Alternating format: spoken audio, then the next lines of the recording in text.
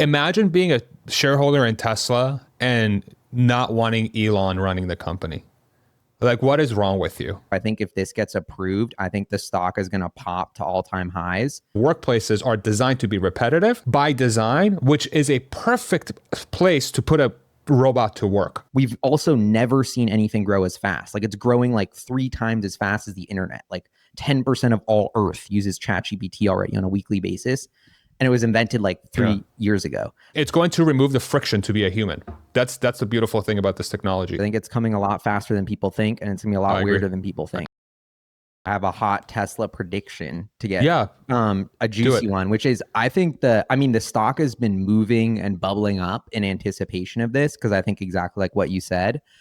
This has been the biggest overhang on the stock. So I think if this gets approved, I think the stock is going to pop to all-time highs.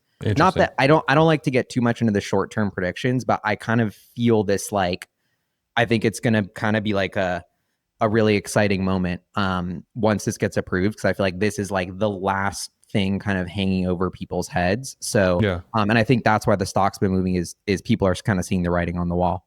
Gotcha. Yeah, I this morning it was like 472, I think, last time I checked. What is it at? 466. So it has been running these last few days for sure. I don't know, like part of me is also like, there's so much buy the rumor, sell the news, like buy the event, sell the event kind of thing with Tesla. Like we've seen it over and over and over again. But I agree with you that this comp package getting, it's going to, I feel very strongly that it's going to get approved without much trouble come this Thursday. The sort of, if you look at the previous comp plan that Elon had with his targets, he was able to fulfill those targets much quicker than people realized. And these targets allowed the company to become extremely valuable.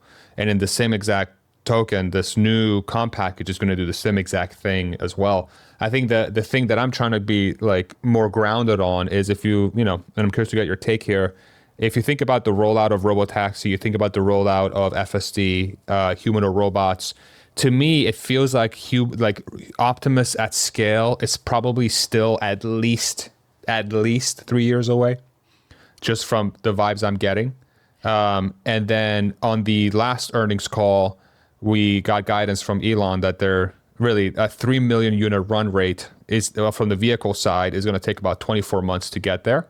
And so the earnings has to come from energy, FSD, Robotaxi in that time period. So how much additional earnings are we going to get from that? Or is the stock market just going to say, we know where you're going to get there. We're going to give you a 500 PE. Screw it. We're going to give you 1,000 PE, right? How are you thinking about that equation? That's a great point. And I think the PE almost doesn't matter because nobody's buying Tesla for the earnings today. So that's why if you're looking and basing everything on the earnings today, then you're going to get kind of mixed up with looking at the PE ratios. The one thing about Optimus that's interesting to me is this V3 one. It seems like they kind of like stutter stepped and it was delayed a little, but now it's like they kind of took longer to develop V3 and now it's turned into something that seems like it will actually be very functional or practical, because based on what they're saying about the production lines, it sounds like they're actually trying to get a decent amount of these built. So I don't feel like they would be building production lines for this if they didn't intend on using it somehow. So for me, it seems like this V3 Optimus, whether it's just in the Tesla factory itself, to me, that will be a big milestone, whether or not, it's 2029 till they actually deliver to customers or anything. But seeing Optimus in the factory, I mean, we already have all these crazy videos of Optimus walking around the Cyber trucks. But so I think as that increases, there will be the people will add more and more value to that like side of the business and continue pricing it into the stock. But I'm kind of curious what you think. Like, where's Tesla's head at with V3? Like, how much do you think they can do? It feels like they've been like kind of secretive about it. Yeah. And it's going to have like this crazy unveil, which sounds like more than what they were doing for the previous types of robots. Yeah. So I don't want to say they're going to sell it, but I also don't want to say they're not going to sell it. And it's so to me, that seems like very, very exciting. And you think about stock market terms. I mean, the stock market, that we're only 6 months away from that Q1 2026 unveil. Like this is coming up around the corner. So I think that could potentially be another big catalyst to like cement the AI robotics story. I think that's a very interesting question. I do think there's going to be a market reaction when Tesla proves the humanoid robot is real. I think there is a lot of hype around just the general AI thing, but also the humanoid robot piece, right? We saw X1 unveil their bot that's going to start delivering, they say, by the end of 2026. I actually put down a $200 deposit for that when they announced it, because I'm curious to see what it's going to be like. I highly doubt it's going to be in any way, shape, or form truly useful and autonomous for at least another couple of Wait, years, you know? The the Neo. Neo you Yeah, put yeah. down a deposit for? Yeah. Wow. Okay. Because I was debating with my friends of which one of us was It's going to put 200 down the fully deposit. refundable. Who cares? Like, it's like, all right, I'll just, I'll return it if I don't think Dude, that's a tax write-off. The amount of videos that you could make I'm with going to that use it for my thing, I business. mean, I got stuff to move around in my business. You know what I'm saying? Like, I got stuff that I could use it for, and also for just content. It's going to be incredible. But it has a VR, it has a clause in there that says somebody's going to beam into your human or robot to do tasks so it can learn how to do those tasks. oh yeah. And I'm going to guess that that's going to take a long time for the human or robot to actually be as capable as it needs to be. Plus, I highly doubt the actuators and the mechanical systems are going to be where they need to be, right?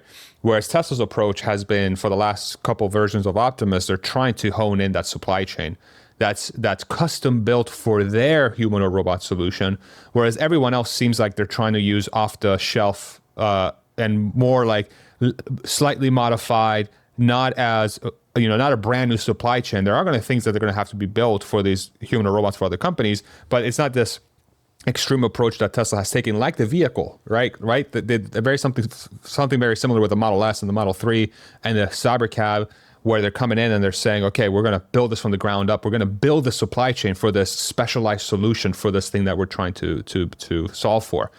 But the amount of complexity that's going to entail from a supply chain perspective is quite high, I think. And I think that's going to prevent them from reaching, say, 1 million unit run rate per year for Optimus until early 2030, if I were to guess, 2031, 2032.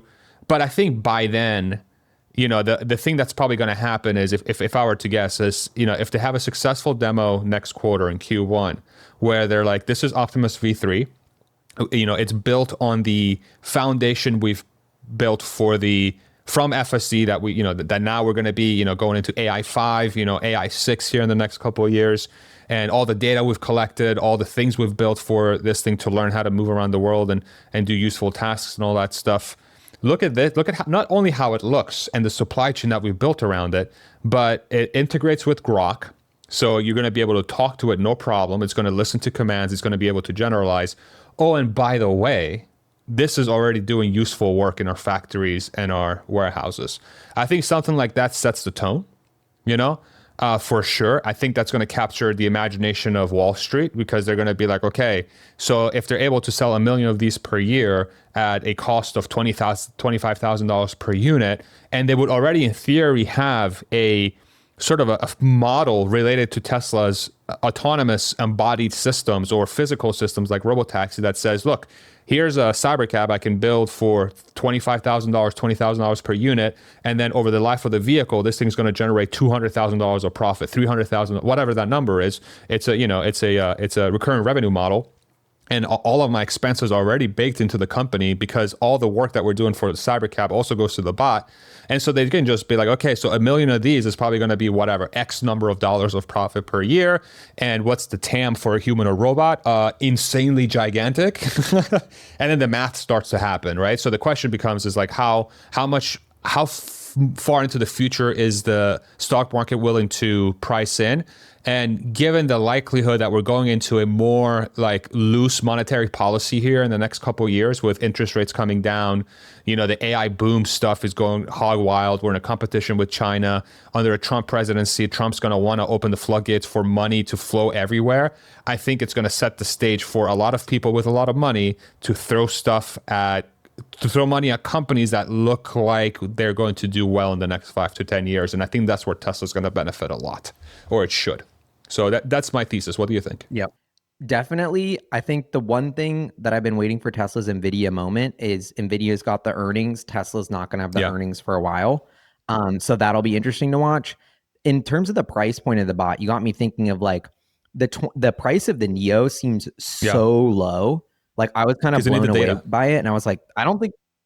Yeah, maybe it's like they're selling it at a little bit of a loss or something to try and get off the ground or something and generate hype and become a leader. And maybe that data is so important that they think they can I get think the that's what it flywheel is. going and Yeah, start running with it. Actually, I think it was interesting because I feel like MKBHD's review of the Neo got like a bunch of hate, or like everyone, and I kind of actually, MKBHD, he's such a nice guy. Like yeah. he's a really cool guy and he does great content. Like he's a big inspiration to me. And it's funny that when you get so big, it's like no matter what you say, people will roast you no matter what. So I kind of feel like that's happening. And then I was like I didn't watch his video, but then my friends and I were sitting around the couch and we all watched his Neo review because we were like, oh, like let's see what MKBHD says about it. And I thought it was super on point. And he acknowledged it, and he like gives this analogy for Tesla of like Tesla's secret weapon has been all the beta testers, all that miles of data. Like that's why they're trying to do that. And so I thought it, and even to see him lay out that analogy is I was like, oh, this is so interesting. And they're probably going to need to do a very similar process with the bot. And so I wonder if they're going to be like, I feel like 25,000 just seems ridiculous. Like they should be selling it for like $250,000 or 500,000, and then they're probably going to have to work really closely with people like to perfect these tasks. And it'll probably only be able to do a very specific set of tasks well. Like Andre Karpathy was saying something about how the bridge from demo to functionality is so massive with these humanoid robots. Like even the figure robot, which looks cooler in demo videos, but they might be scripted. It's not folding the clothes well. Like if I folded the clothes as well as the figure robot, like my girlfriend would probably be mad at me and be like, you didn't even fold them. You didn't even fold them. Like, so I think there's going to be a big, and even FSD, like I think 2016, I want to say was when they did the first FSD beta or something That like was that. Navigate on Autopilot, I think, 2016. Yeah. Oh, that was, okay. Maybe like 2018, 2019, 2020. something like that sounds right. Yeah. So thank you to the sponsor of this podcast, Rebellionaire. Rebellionaire partners with Tesla investors who have at least $2 million in Tesla stock to reach their financial goals. Other investment firms might look at your Tesla position and think, wow, you have way too much. This is way too risky. But Rebellionaire actually embraces the long-term potential of a company like Tesla. They'll also look to maximize your profits by employing different tactics like selling covered calls, adding or trimming, etc. And the Rebellionaire team, which includes Bradford Ferguson and Matt Smith, they do this by spending a lot of time analyzing Tesla, the company, in very novel and unique ways. They've done things like cross-country FSD trips, the self-driving suite that Tesla has. They've done a lot of novel research around the energy sector and the humanoid robot and AI sector as well. Make sure to go to rebellionaire.com/Farzad, rebellionaire.com/Farzad, and that's how they'll know that I sent you. Thank you very much. And we're still not at fully unsupervised. And so the robot's going to have to do things unsupervised to be useful. And that's like what MKBHD was saying. It's like, well, if this expert has to be watching it doing VR and you constantly have to be training it, like it's not actually helping. So I think there's going to be a very long process with these humanoids of this kind of back and forth iterative loop. Everyone's going to be making fun of, all the non-tech people are going to be like laughing at tech people for like trying to, it's like your robot spent, I was washing parsley yesterday cooking, and I was like, how long would it take a robot to wash this parsley like really well and like actually dry it? Like it would take so long. Like, but like you got to separate the leaves from the stem. And so I'm like, when people start, I think it's going to be super funny because they're gonna be like, oh yeah, I have my robot training on parsley cutting and drying. He cuts 1 cup of parsley for 9 hours. And people are gonna be like, you paid $500,000 for something that goes 20 times, like, but that's gonna have to happen. And so I just think that'll kind of be a funny moment in time where we're training our robots and they look dumber than us for a while. And then it also makes you realize how kind of each person is like a LLM. Like when you start thinking about that and how good they are at certain tasks and how long it took to train them, it almost gives you a new appreciation of like what humans can do and how much our brains are calculating like physics and all of these things that we don't even realize. 100%. And so I think that's, the humans are LLMs comments is like a fascinating one because I've been watching my son grow up. He's almost a year and a half now. And like watching him learn how to walk, watching him learn how to come down the stairs, he like automatically learned how to come down. So he had this technique where he was trying a bunch of different ones. He was just scared. He's like, just basically carrying me down the stairs. I'm like, okay. But eventually he figured out that if he goes feet first, belly down, he can just like basically swim backwards down the stairs, and he was doing it like lightning.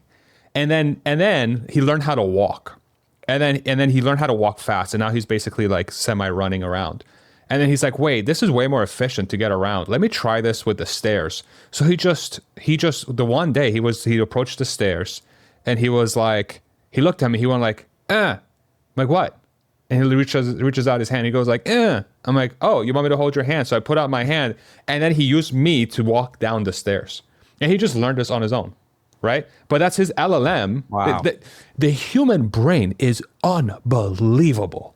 It is crazy. But your parsley example is a perfect one that says the generalized way that a human or robot has to execute things in the home for it to be useful is so hard. And it's a lot of a hardware problem, right? Because you need a lot of like actuation and stuff that's very fine and small, and it has to be able to make really small movements, and it has to be very tactile and careful and stuff. But the bigger piece of it is the brain. The brain is really going to be the huge separator long term for that robot to learn how to wash parsley effectively. Now, the speed of washing the parsley over time is not going to be that important, because it's like, okay, usually it would take me half an hour or like an hour to cook something for myself, right? But if the human or robot can just cook from the second in the middle of the night, I don't care. As long as it's not making a lot of noise, I don't care. So as long as it has the time to execute the thing by the time that I want it done by, I think the time of the task being complete is irrelevant. The question becomes, how many tasks can that robot do in a day? That becomes a function of how quickly it can complete tasks. And that is something that over time, I think the AI will just get better and better at doing it quicker and quicker. So I think completion of a task is going to be done earlier than people think. But in the home, it's going to take much longer than in a workplace, because workplaces are designed to be repetitive. They're designed so that the dumbest person on the planet can do them, okay, by design, which is a perfect place to put a robot to work. So I think what's obviously going to happen here, and this is why like I wanted to put the down payment for the X1 robot, because my thesis is that the home solutions for robots are much farther away than the work solutions for robots. Okay? I think the home ones, the safety implications of having a human or robot walking around your house when you have children or pets, and if that thing, God forbid, falls on one of your kids or falls on one of your pets and injures or worse, that is going to be a type of liability and a type of press that none of these companies want. And you have to be at a place from a safety perspective that's so high that the chance of that happening is basically impossible. And I think we're really far away from that. So I would expect these companies to be much more prevalent in businesses than in homes. I think businesses come way first, and then homes maybe like mid 2030s, if I were to guess. Maybe early 2030. Yeah. And I almost feel like there's going to be a hype, like Tesla takes its time to perfect things. In many ways, that's almost like an Apple-esque trait. Like they don't rush into something, like they want to make it right. But I think a lot of the humanoid companies are taking the opposite approach. Like they don't have the luxury of what Tesla's doing. Like they have VCs, they have investors, they got to show traction, they got to show orders. So I think there may be like a rush to deliver a lot of these humanoids before they're ready and practical. And that could cause a sort of like, there's going to be like a overhype and then under deliver and then normalize kind of technology curve, 100%. like all bubbles. And I think we may be in like the very early stages of what could be a massive AI boom, which will be started by a bubble. And we could be in like the very early bubble ups of that, or not bubble ups. That was good. Bubble, but you get it. Like NVIDIA, the more and more I keep thinking about NVIDIA, like Wall Street seems to not be able to wrap their head around how big NVIDIA, how much profits they have, how every single company is trying to spend as much money as possible on NVIDIA. Like OpenAI, this whole talk of the Sam Altman IPO thing. Did you see him on the clip with Brad Gerstner? That was a good look. Crazy. Yeah. Not a good look. Not a good look. Like just not a classy kind of response, but I don't know. Maybe he's tired of he's under pressure. People annoying him. He's under pressure because he knows his valuation banks on revenue, and you can only grow revenue by so much. And so in a lot of different ways, I think he has stretched the company's valuation way too thin for what it can do right now. And I think when people saw ChatGPT 5, like the jump from GPT-5 to GPT-4, in my opinion, wasn't that large. And I think, and you look at the Sora 2 launch, who cares? Nobody's using it anymore. I feel like OpenAI is starting to run into these. Anyway, I don't want to derail this conversation. Keep going. Sorry. But I like the AI because I think it's all related because OpenAI is basically saying we're going to spend so much money on these NVIDIA chips. The reason why they want to IPO is because they have so much an appetite for capital.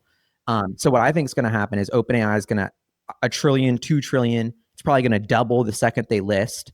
And that's going to cause like this flood of AI robotics companies. And that's going to be sort of the next phase of this bubble is like the OpenAI IPO is going to be such a huge part of it.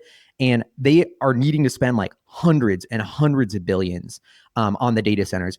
And another thing I thought was so interesting is that Tesla and XAI with Elon, like they do everything in-house, they're actually good at building the data centers. And that's why he got praise from Jensen about setting it up in 19 days. So OpenAI wasn't in that business. They're not in the business of operating and running data centers. They were letting other people do it, but now they're getting into that business. So I think it's the shifts that are, and then the reason why OpenAI and Sam Altman are so interesting is because with 13 billion in revenue, he has 1.4 trillion in like chip commitments or whatever. That's what they were saying. So on one hand, you could say that's way out of whack. On the other hand, he's managed to secure, everyone's trying to secure as many GPUs. So in some ways, his job is to stretch the valuation as high as possible to secure the most GPUs. So what he's doing is actually super strategic to try and get out, like he almost has to do it to try and get ahead. So I sort of see this weird game theory of the world's best capital raisers, Sam Altman and Elon Musk, spending all on one thing, which is this NVIDIA chips, because we don't have a more efficient way or better chip for now. And so, but this sort of arms race, I don't see stopping. Like I see it just keep kind of one-upping. And I think that's a big reason that I realized that XAI shouldn't combine with Tesla because they're probably going to be losing hundreds of billions too before they ever even think about making a profit. So we're in this kind of very interesting mode where everyone's using AI. The AI companies aren't making profit, but and they're kind of jumping 10 years ahead into the spending. And so I think something similar is going to happen with humanoids. What we're seeing with LLMs might have to happen again with humanoid robots to train them. And that's not something I've seen discussed too much, is how much CapEx will it really take to train Optimus? Will it take a lot? So I think we're setting up for, we've never seen this kind of spend in technology. For so long, technology has been so profitable. All these companies like Google, AI, Amazon, like piling up cash on the balance sheet. And now they're having to dip into the cash into the balance sheet to kind of keep up in this arms race. So I feel like it's just kind of an interesting moment. So is your thesis that PE is going to be a dumb metric for the next 5 to 10 years? Because it's not, by default, the earnings and the revenues are going to be so delayed because we have to build the pipelines. We have to build the foundation of artificial intelligence by making these data centers and making these systems actually start to spool up and reach a critical mass to be able to generate the things we're looking for. Is your thesis here that the bubble is just getting, I mean, I think you said at the beginning, the bubble is just getting started, right? So I guess by default, that means that PEs are about to get crazy, like really crazy. PEs are about to get crazy, but there's also a lot of like I was listening to the BG2 podcast. So NVIDIA's earnings are skyrocketing. Their PE's not that crazy, but how legit are their earnings? Like how much circular accounting is going on? Like OpenAI gets an investment from Microsoft, then they have to spend on X amount of Microsoft. Like Microsoft invests in OpenAI with cloud credits that they don't. Well, I think NVIDIA is like a separate thing though. Like NVIDIA is the monopoly at the chip layer. Right. I'm talking about everything else on top of the chip layer. So I'm talking about your Teslas, your Amazons, your Googles, all these other companies that are going to use NVIDIA. So NVIDIA's Jensen has to be the most like this position he's in is unbelievable because the way he allowed for the ecosystem to exist for AI to be built on top of it is nuts.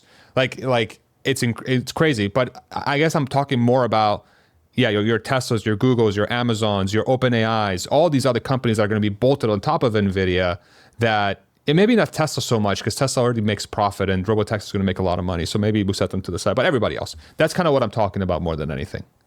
Yeah. I do honestly, yeah. I think even with Tesla, like I think we're seeing the start of people wanting to get into this like AI revolution. And so, and it's interesting because everyone's like, oh, Nvidia's like 7 to 8% of the S&P. That's so crazy. That's so out of whack. Like, I'm like, well, the trajectory we're on, it's about to be like 25% of the S&P, maybe. Yeah. Who knows? Like this trend of a few companies dominating is only getting solidified more and more. And the gap kind of continues to widen between like the who's who and who's actually in the sport of AI. They say it's like the sport of kings. Like only so few people have the luxury of spending to be able to keep up in this sport. And I think those winners are always going to get like the halo effect and have like huge earnings ratios, like OpenAI. Like I do think there's a lot of reasons to be bullish on OpenAI. Like even though people are skeptical, it's like, okay, a $1 trillion company with 13 or 20 billion in revenue seems so crazy, but we've also never seen anything grow as fast. Like it's growing like 3 times as fast as the internet. Like 10% of all Earth uses ChatGPT already on a weekly basis. And it was invented like 3 years ago. So I think the market's kind of having this crazy reckoning right now. And it's hard for Wall Street to wrap its head around how big this is. But I don't know. I think Tesla continues to benefit from it and is walking this very interesting line of like not overhyped, I would say, but they have just the fair amount of hype.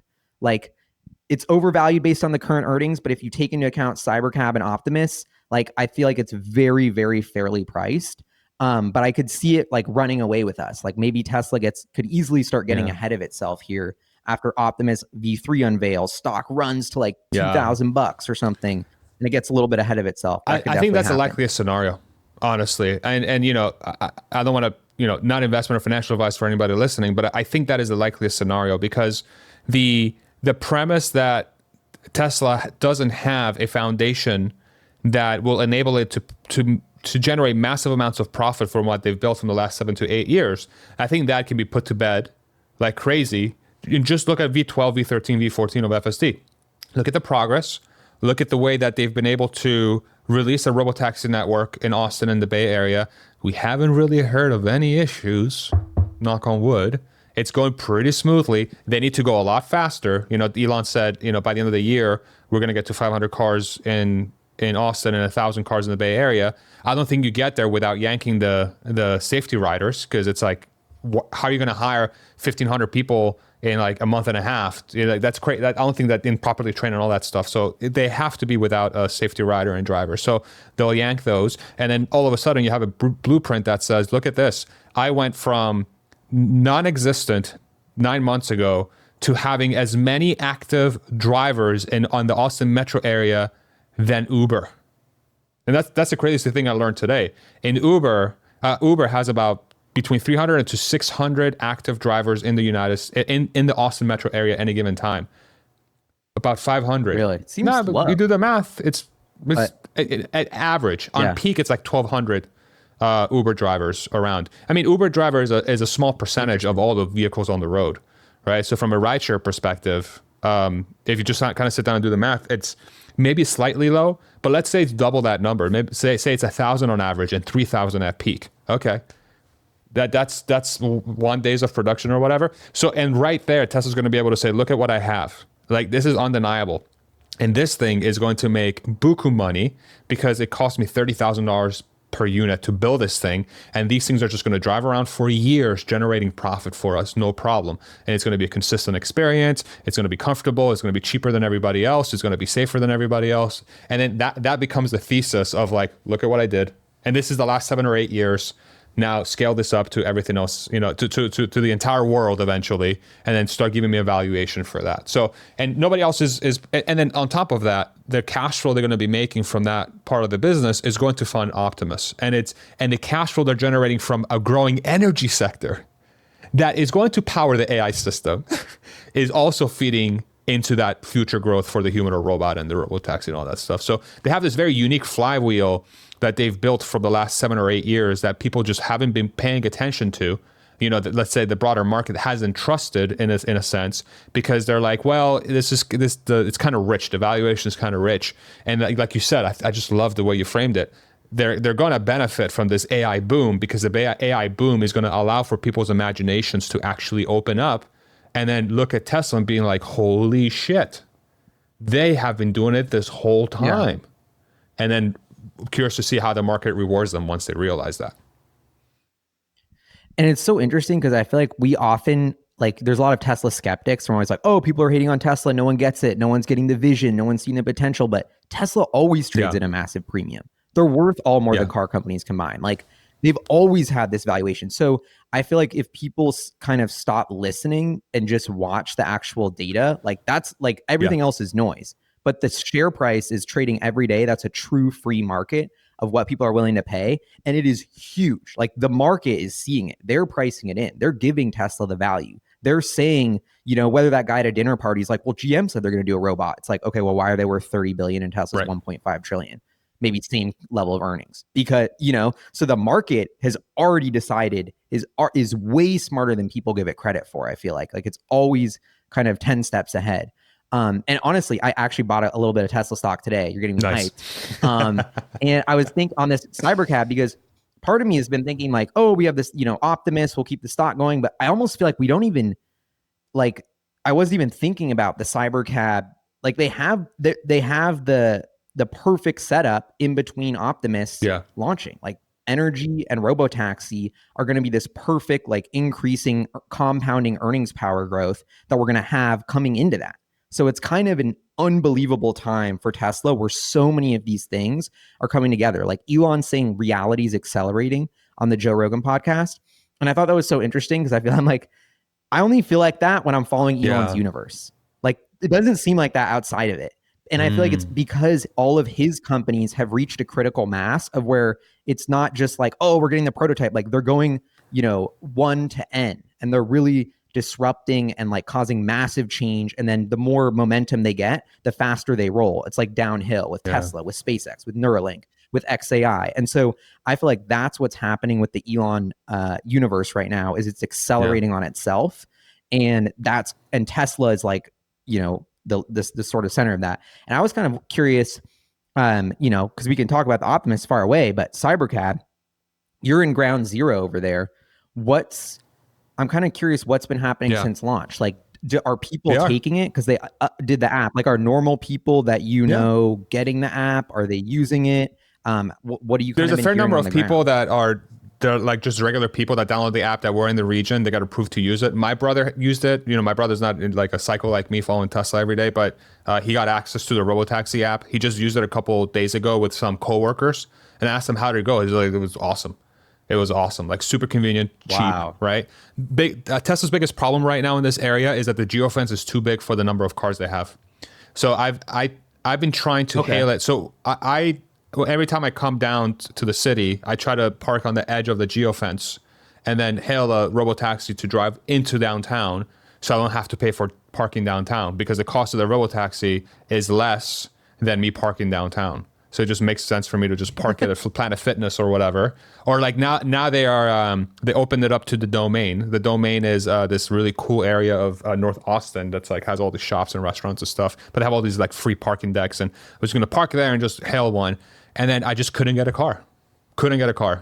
And then the one time I got a 30-minute wait for a car. I'm like, okay, fuck, I'll do it. They just made the geofence bigger. I'll make a video out of it. Canceled. Couldn't get a car. So they're at the point now where they have to expand the fleet. But it does seem like if you are downtown, it's much easier for you to get the car, because that's where most of the cars are going to be driving around. But they haven't solved for the outskirts. They haven't of the geofence. So I think that 500 units that they're going to get to by the end of the year is going to solve for that for sure. But then by then, I also expect them to make the geofence even bigger, to start getting into the suburbs. So get into Cedar Park and Pflugerville and Round Rock maybe, or Kyle Butte and maybe Bastrop, maybe Georgetown, all that stuff. And then at that point, you have a gigantic geofence that captures 2 million people roughly. But I would expect them to get there by by next year for sure. Because they're uniquely they're uniquely positioned to be able to do that. So it's going really well. I haven't really heard of many issues at all. Again, knock on wood. It does. I know they have, I think, a handful of recorded accidents that they have to sort of report with NHTSA, but it's unclear if they were at fault, the severity of the accident. The rate of accident per mile is like something like 64,000. I think in Waymo's might be like 20 or 25,000. I forget what the number is, but it seems like within the scale, but those accidents are happening with somebody in the car. So it's like, okay, so like, but again, we don't know who was at fault. But from everything that I can tell is like it's going pretty good, given everything. I haven't heard of any serious injuries. I haven't heard of any deaths, thankfully. But they also haven't been they have been doing highways, but with a safety driver behind the wheel instead of a. So we'll see. We'll see where it goes. But it's going pretty good. Yeah. Yeah, and I feel like it's interesting to hear that the wait time is not as good in the outskirts, because I feel like there's so much calibration with these models. Like, we like to think, Uber everything gets disrupted right away. I think the flip side of that is like these companies have built a lot of very cool, powerful technology. And like the whole way Uber works with this matching system is like insanely complicated. Like, Uber, you got to give them credit. Like, any city you are, you call it in 2 minutes, it's there. It's so convenient. It's so practical. And even Lyft has really struggled with that. Like, that's why I feel like they fell off. So it's so hard to keep that network density to where it's actually usable on a super good way. So that kind of makes, I'm glad you said that. And I'm kind of curious. That's an easy problem to solve. Yeah, but it's also like, I guess they're still in beta, and this is why it's not in beta. But but there's no way to slice it of like a 30-minute wait means it's not usable, which means like there's big room for improvement. And so that's kind of what I keep wondering is like, I think they're just going super slow and cautious, but I do feel like Elon has been consistently super optimistic. So I'm kind of like reining in my expectations, but every time I rein in my expectations and I'm like, oh, it's going to take longer. And then Elon does a new talk and he's like, we're going to have 1,000 cars by the end of the year. And then I get super hyped again. And I'm like, oh my God, they're going to do 1,000 cars by the end of the year. And then it's like, this is why I think the Cybercab is going to have a steering wheel and pedal, FYI, but keep going. So I don't want to get into that. Yeah. But so let me jump into your point. So I 100% agree with you, but I think their challenges, like let's say for the wait time, is a function of available vehicles at any given time in that area. That's a lot harder to do when you can't predict the number of drivers you're going to. But you have to predict the number of drivers you're going to have available to you at any given time, and have them in the right spot for them to get some sort of work. Whereas with a Robotaxi network, these vehicles don't have feelings and they can work 24/7. And so the solution for these complex things that Uber has to work through is just add the car to the thing. Just put another car. And then, we don't have enough cars. Okay, just divert 5 minutes of production to the Robotaxi. Okay, now we have enough cars. So and then you're like, oh, now we have too many cars. Okay, let's make the geofence bigger. Okay, let's sell these cars as used, whatever, right? And this is the insane advantage that Tesla has, is that because of the technology, the complexity of solving these problems has gone down dramatically, that Uber has had to solve, because they can just manufacture drivers at will. And so they're going to have different issues. They're going to have they're going to have to create depots for cleaning, depots for charging, the variable of allowing people to add their car to the network. I'm curious to see when that's going to go live and all that stuff. That's going to create a whole host of challenges. Are they going to self-insure? Are they going to give it to Lemonade then Lemonade came out and said, hey, we'll insure FSD for basically free. Okay, cool. So we'll see how they do that. They're going to have different challenges, but it's going to be born out of having a self-driving network, not so much a legacy type of challenge that Uber would have had to face. So from that perspective, all the challenges that exist today with Uber go away with a self-driving network, but then they'll have new challenges that they have to solve for, obviously. Yeah, no, that's a great point of like, you kind of remove one half of the chicken or the egg problem if you can have so much of the supply. And I always thought it was so interesting about them talking about the engineering of the Cybercab, how it goes into like, it's only designed for like 80 or 90 miles an hour's max speed. It's mostly designed for comfort. They're not putting as much power into it. It doesn't need to go as fast. Like, I mean, it totally made sense, but I wasn't thinking on that level. It's like they've really designed something that's very different than the traditional Tesla cars we're used to, that is like faster than a Ferrari off the stoplight. Like, it's going like crazy fast, crazy acceleration, crazy handling. So that was kind of interesting and surprising me. Like, it's more like a tiny bus than it is It's a pod. Tiny car. It's a personal pod. A pod. Yeah. Personal pod. And so, but I like that idea of they can just simply add one to the network. And I think they've optimized so much there on the cost level. Like, if they can sell a car for under 40 grand at profit now, then the Cybercab they're really honing down those production costs to the level where I think they have a lot of leeway, because they're going to need to have a lot of leeway. Like, Uber's making a certain amount of profit, but maybe to start, Tesla has to have more cars. So there's kind of like some give and take on each level there. But interesting. Yeah, I think everyone's just like on the edge of their seat, because we all know it's going to come one day, that announcement where Elon's like, okay, the safety driver is gone. And now it's going to happen like that. But when do I think that's going to happen? I have a theory.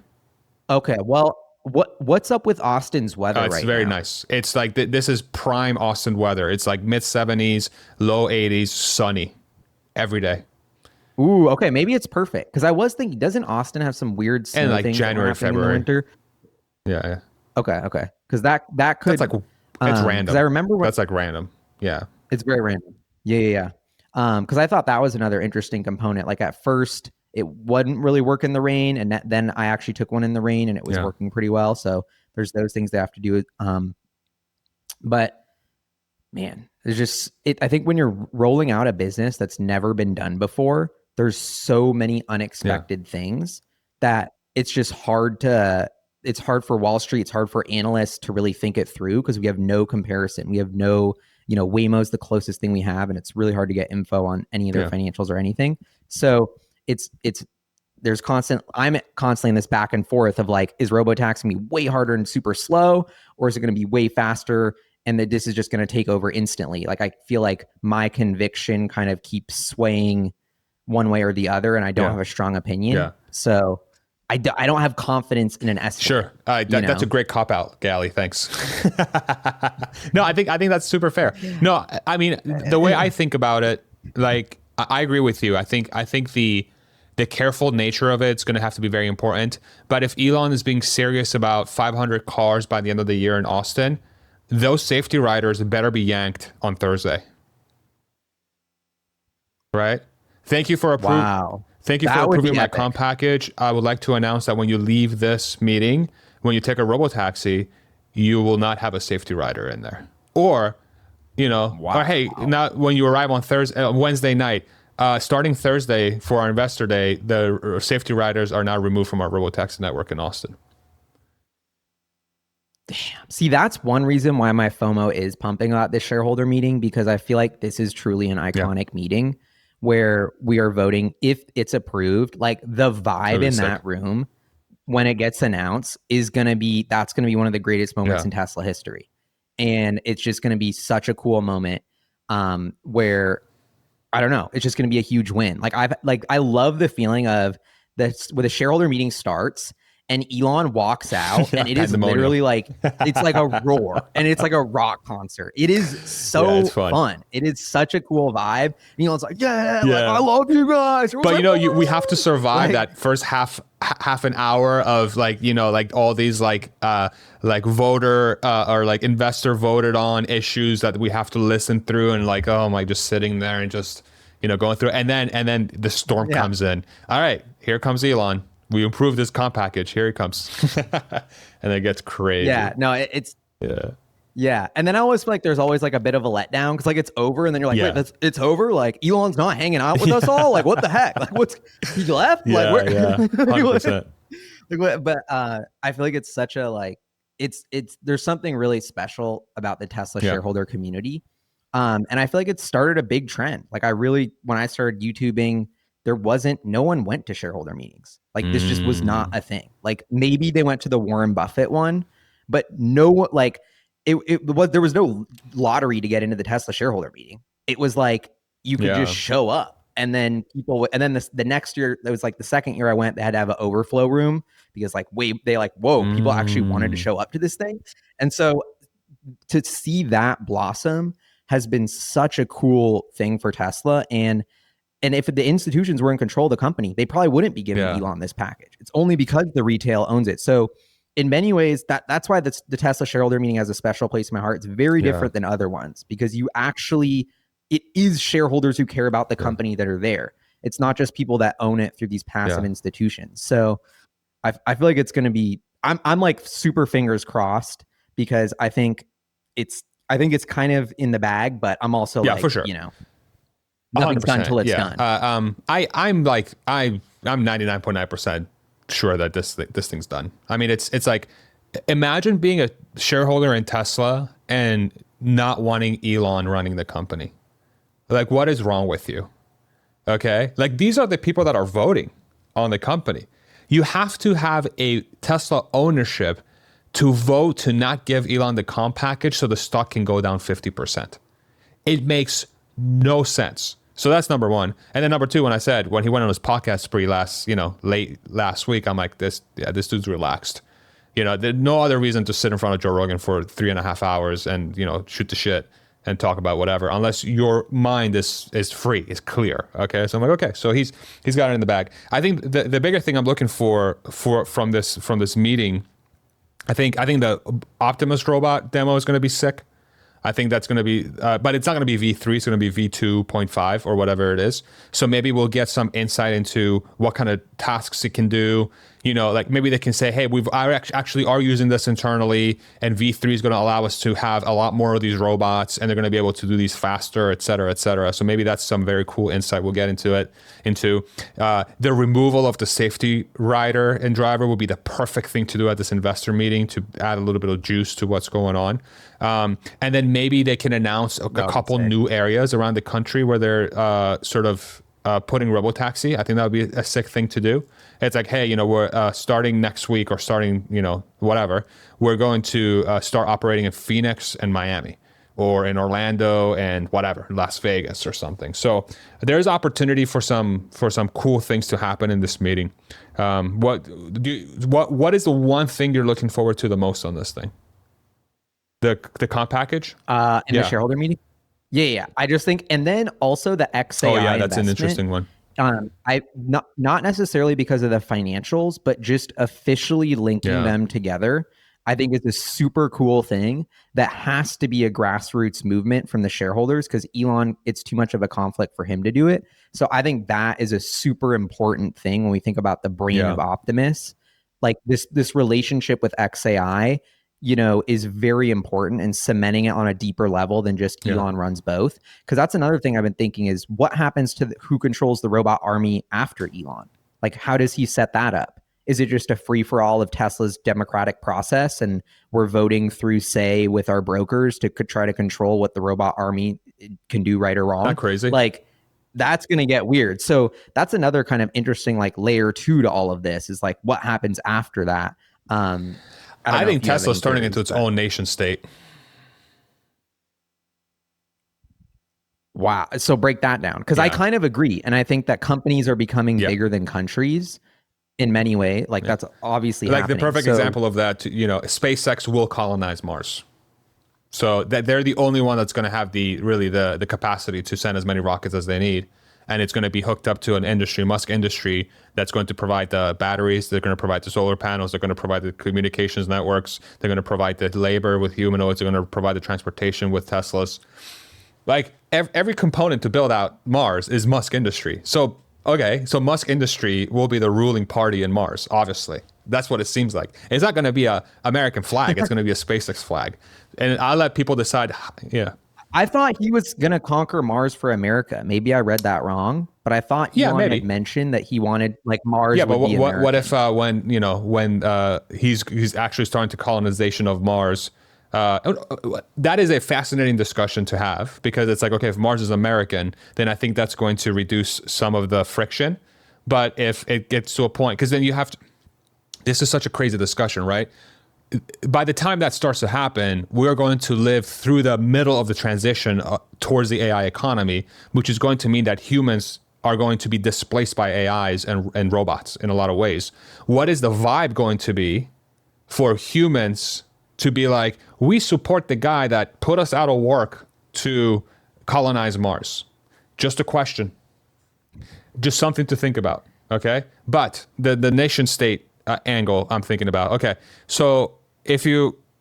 Yeah, it's like, do we rather Elon and Tesla, an American company, put us out of work, or Chinese bots? But that's not put how us people out of think. work? You know, and so that's what people don't realize, is this inevitability is coming.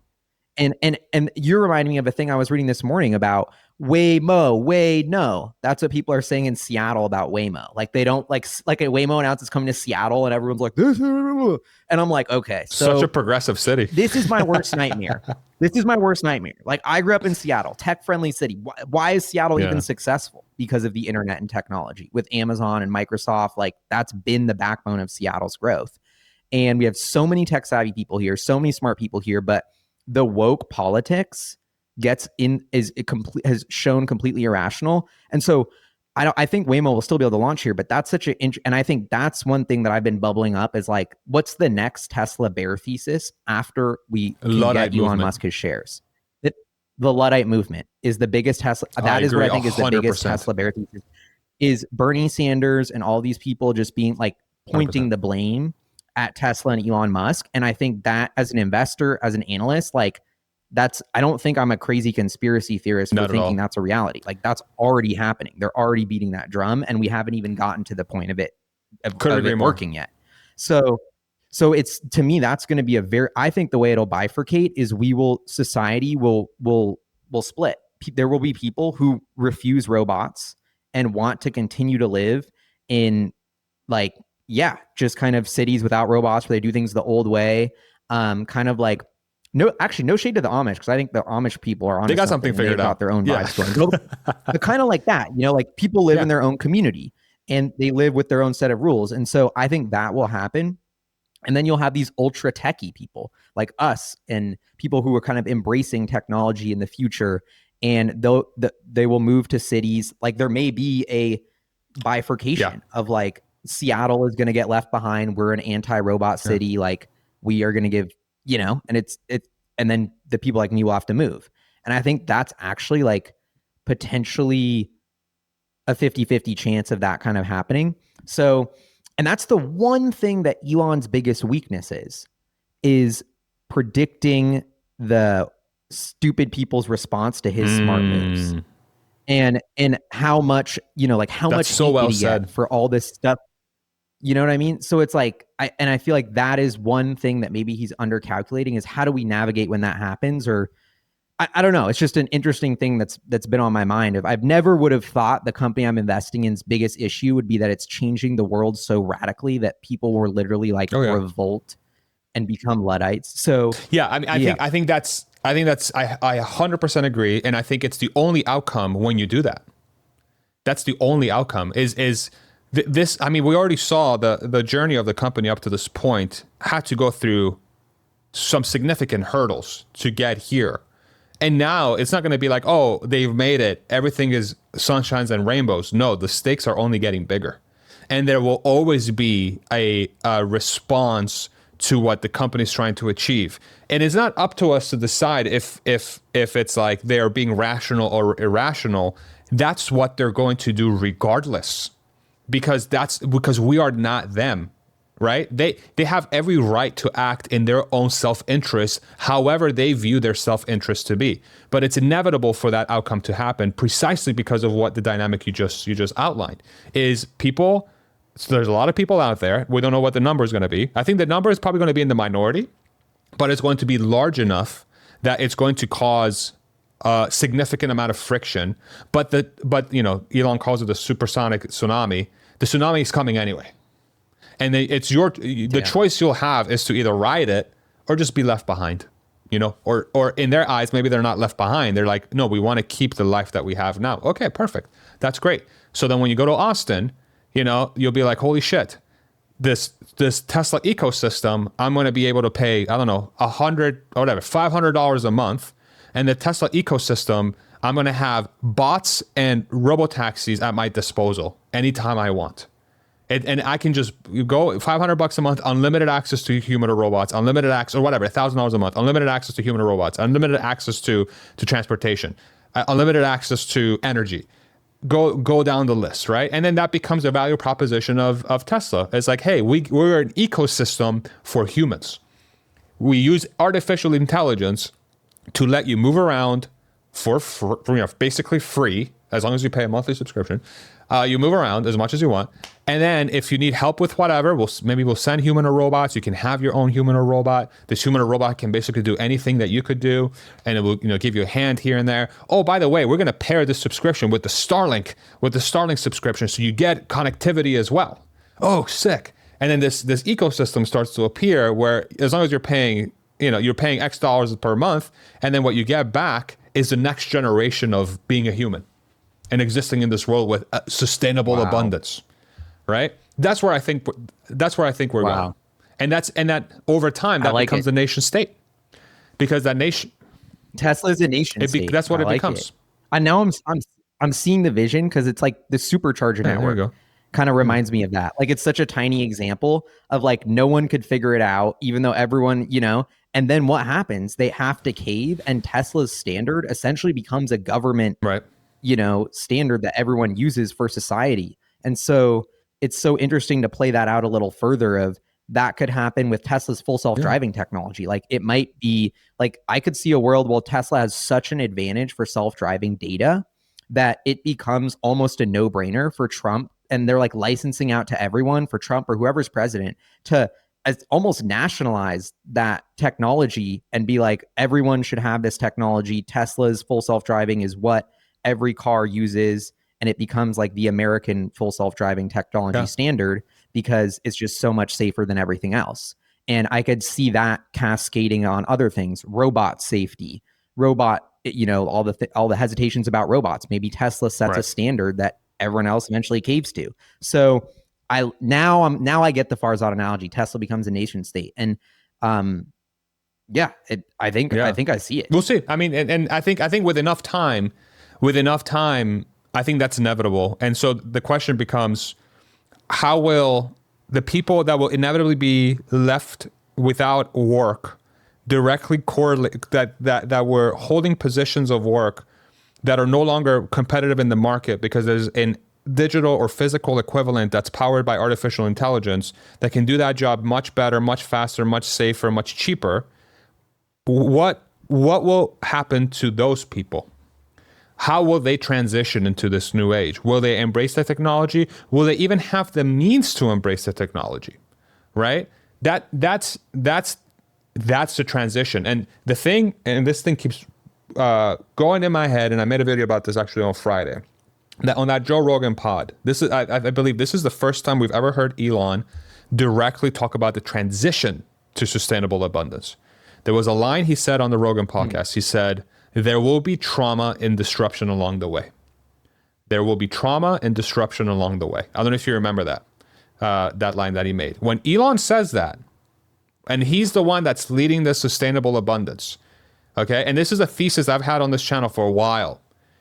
We will not be able to escape the harsh reality that the next 5 to 20 years are going to be fraught with a lot of upheaval and a lot of complications and complex situations and potentially violence. I don't think we escape that at all. I think the ultimate state is reached after a period of massive disruption. And I don't think that disruption is going to be smooth. I think that we're gonna come to a point where countries will have to do something drastic, like a UBI. I think a UBI, a true UBI, will only be a response to millions of people in the United States borderline about to turn violent and try to overthrow the government. And then the population will be pleased once the government's like, okay, fine, we get it. Like, the AI stuff's happening too fast. You don't have a job. You can't afford anything. These AI things, I get it. Like, your town's not adopting this. I get it. Like, this sucks. This is insane. Okay, we're gonna just $3,000 a month. Everybody gets $3,000 a month. How are we gonna fund it? Who cares? Just print the money. Otherwise, our nation collapses. Okay, I think that's the kind of future we're about to have. And what's crazy is on one side, we're going to have that. And on the other side, we're going to be colonizing Mars. We're going to have freaking robotaxis everywhere. We're going to have humanoid robots that are unbelievably capable. We're going to have LLMs that are going to be able to solve science and solve physics, right?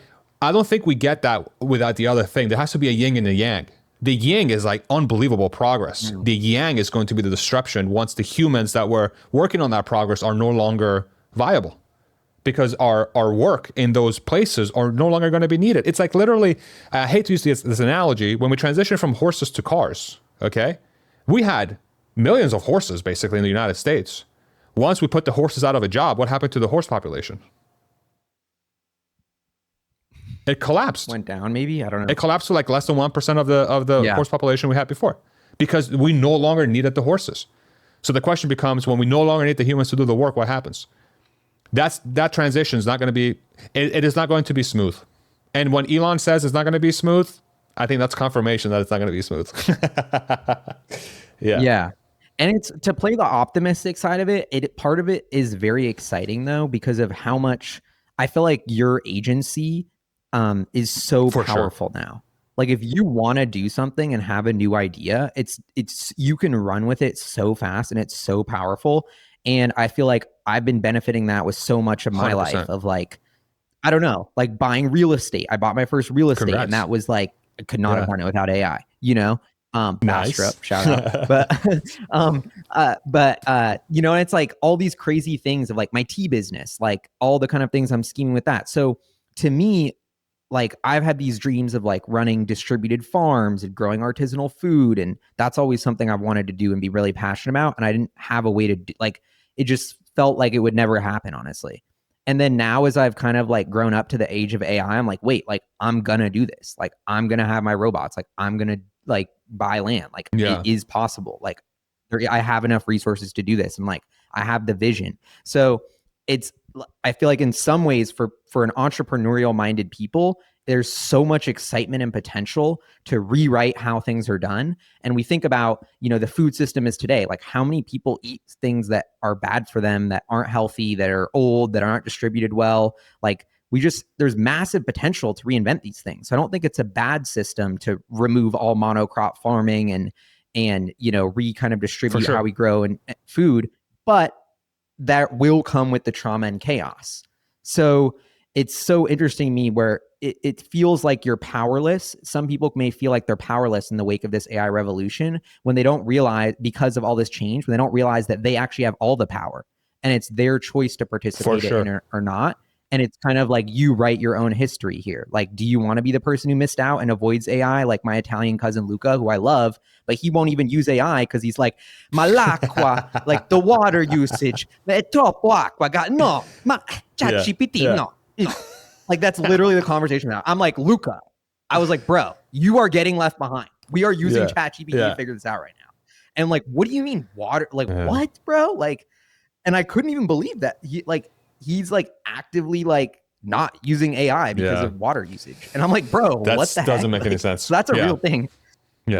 But so I kind of get excited. And I feel like Elon is such an embodiment of that, of leveraging all of these powerful things and being on the offense. You know, it's like almost like the best defense is the offense. Like you got to move fast and do the next thing. And so I'm excited about it. I think. Yeah. And I'm very happy you have that mindset, and I share that mindset as well. I think what's going to be important as well, though, is to ensure that I believe that the number of people that will be impacted negatively from the transition is going to be significant.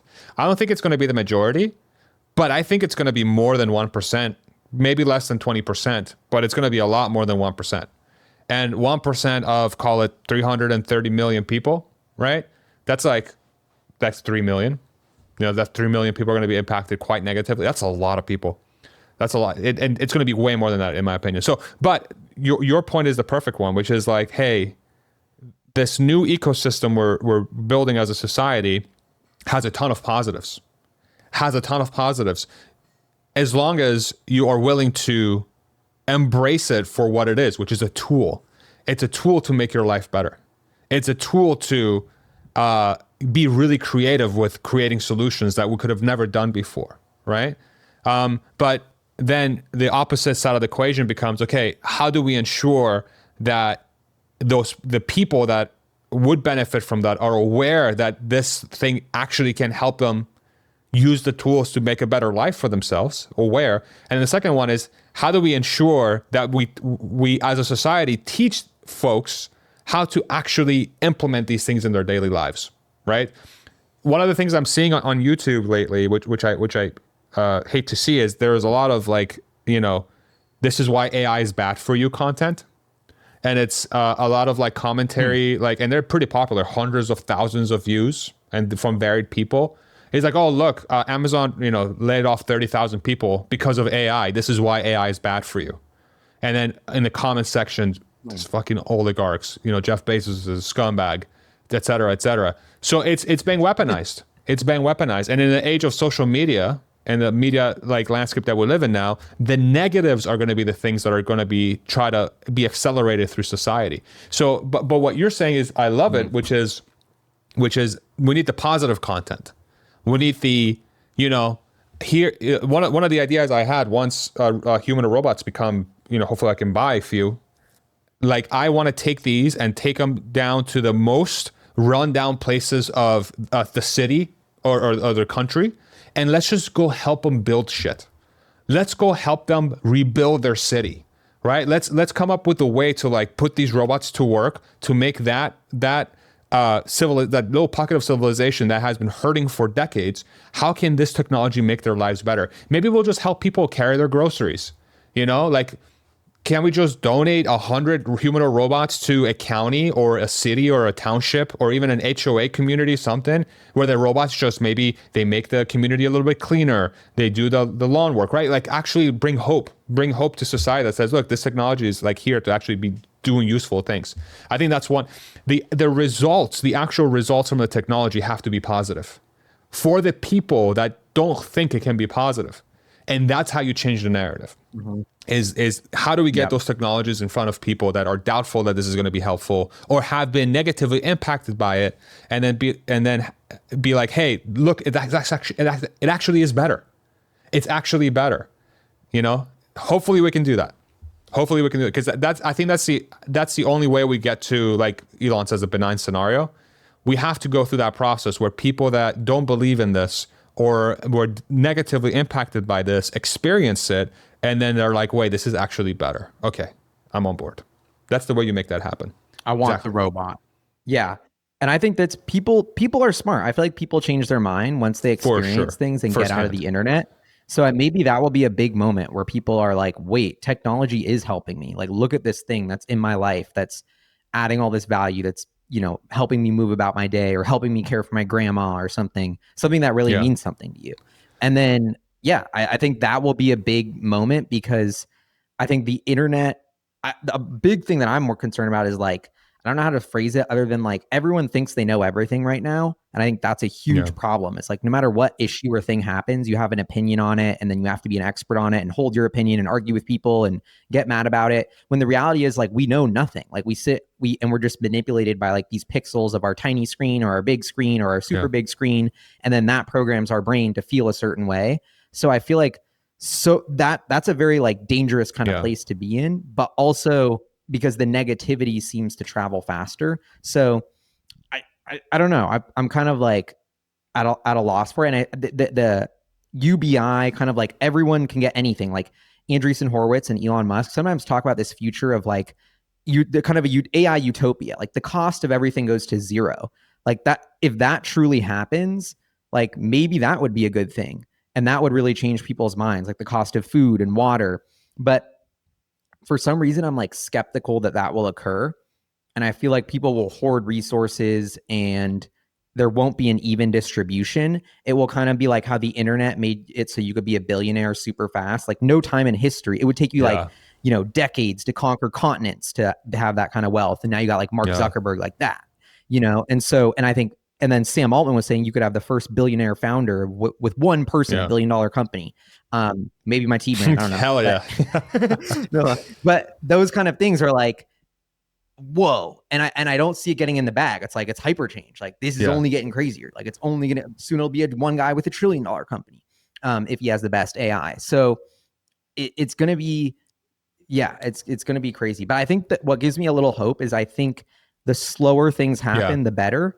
So hopefully this iterative feedback loop with Optimus, it just people ease into it. Like Sam Altman had some interesting talks about how it's like AGI is kind of here and no one's freaking out. Like we all thought there was this kind of going to be like this freak out moment, but really it's just integrated into our lives. It's like, well, it's kind of like Google, but better, you know? And that's kind of what's happened. So we adjust so quickly. I think one of the interesting data points we have now about that is there was a study that came out that said something like 95% of companies, and it was an MIT study, 95% of companies that were trying to implement AI into their businesses saw a flat to negative results from implementing AI. And that says more about the businesses than the tools, right? Because I use AI all the time for my stuff, and it's made me vastly more efficient. Research, editing, everything I do. Like I use AI moving around the city. I use artificial intelligence, FSD, right? And it frees up my mental capacity to think about ideas and stuff and chat with Grok and whatever. So it has helped me tremendously. So this says more about the culture that we've built into these businesses versus the technology itself. So that by default will slow down the transition because most businesses will not know how to deploy these tools. And what's going to happen is we're going to have a wave of new businesses that come in that are AI native, that are built from the ground up with AI, that start taking market share, right? So that by default is going to slow down the transition instead of every business magically knowing how to implement AI and then firing everybody. That clearly is not going to happen. But the other thing is going to happen. New businesses are going to be built and going to start eating into those businesses, you know? And that will take longer. You know, that will take longer. So like, you know, one of the examples I like to use locally here is the landscaping company. It's unlikely that a landscaping company is going to be hiring human or robots to do the work, most of them. What's going to happen is there's going to be a landscaping company, brand new one, maybe Farzad's Lawn Care. I'm going to have a staff of 10 human or robots, and I'm just going to go around and freaking do everyone's lawns and do everyone's landscaping. And I'm just going to deploy the robots to do all that stuff, right? And then I'm going to be able to charge half to a third of what anybody else charges because the labor of the human or robot is going to be way less, you know? So, and I think that's what's going to happen. I think it's going to be new businesses coming in disrupting versus existing businesses adopting AI, which is it's the innovator's dilemma. I like that. It doesn't matter how obvious it is. Yeah, that's it's just not going to happen. Yeah. And that's why there is so much opportunity right now. And I feel like the incumbents, they don't want to disrupt themselves. They're too slow and they're going to get, but I actually think it will happen fast. Like, I think they're just going to get blindsided. Yeah. And it's crazy how Optimus becomes like the picks and shovels of this gold rush. It's almost like there's so many, once you get your Optimus, there's so many ways to focus and optimize them and create value. I think it'll be kind of like the Wild West on how to use it and who's creating what kind of business and where there's almost going to be too much opportunity, too much to do with your Optimus. You don't want them to waste 9 hours cutting and drying the parsley. There's better stuff it could do, you know?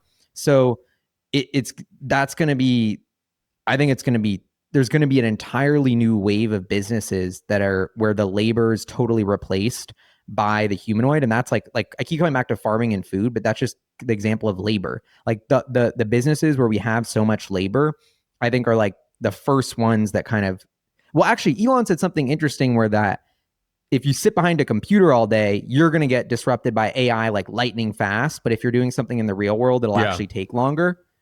Which is, I think that's like been the funniest switch since ChatGPT came out, is we all thought like the coders and like the designers were like the most tech savvy people. And then it turns out it's like the plumbers and like, you know, like baristas or something that might last the longest. And so actually my girlfriend does paint and sip classes. And I was thinking that might be one of the last things that might never get disrupted because people want to go for fun and watch it. And I was thinking, that's going to boom. I was like, this might be the best job to get away from AI. The human experience, like humans interacting with each other, will boom. And the reason why is because the friction to go from one point to another to be with another human is going to lower because of very cheap transportation. And we'll have more time on our hands. So humans are going to start congregating a lot more, which is a beautiful thing. That's ultimately what we want. It's like that's how humanity gets closer. I think the social media age drove us apart, and now the AI age is going to bring us back together. One will hope. right? And that's one of the potentials Wow. of that. It's like we had sort of this rubber band effect. It's like we were close, then smartphones and social media went like this, division like crazy, and then AI makes it very easy and frictionless to get together, because instead of going to this event that you have to find parking for and it's super expensive to get there and it's a pain in the ass, right? All of a sudden a cybercab is like it's right there around the corner and it's like $5 and you get in there with another person, it's $2 to get there. You don't have to worry about parking. It just drops you off. You can freaking have the best time of your life, come back to the cybercab by yourself, take a nap, and then it takes you home and it costs $2. Boom. Solved. It's gonna be like it was so hard to do stuff. Exactly. And that's and then those events and everything, there's going to be a bunch of humanoids helping you with stuff, helping you carry stuff. They're going to help you, point you around. They're going to be doing cool arts and crafts and whatever.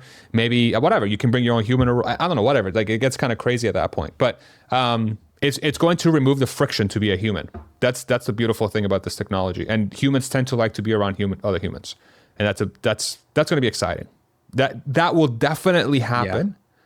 Yeah. The thing we have to work on is ensuring that happens in as many places as possible that want it. If people don't want it, we shouldn't be forcing them to take it either. But then we should also highlight the positives of adopting this technology, because ultimately it's going to give us such an opportunity to make the human experience better, I think. As long as the companies don't run amok. Right? Yeah. That's where it gets weird. Yeah. That's where we have to be very careful. So yeah. That's why I'm worried who runs after 100%. Elon. But anyway, discussion for another time. Where can people find you, Gali? I'm on X, at gfilchi, or Hyperchange, my YouTube channel, always scheming there. So covering Tesla, thinking about the future, thinking about all this crazy weird sci-fi stuff. So thanks for having me, Farzad. Time, dude. Like, every time you come on, I feel like my brain always is like firing out of like all cylinders, because it's so fun scheming with you, Gali. It's great. Yeah, no, I love it. I had a blast, and I think it's hard to think through all these crazy things that are happening. So it's fun to noodle on it, because I think it's coming a lot faster than people think, and it's gonna be a lot weirder than people think. I think that's a perfect way of putting it. Yeah.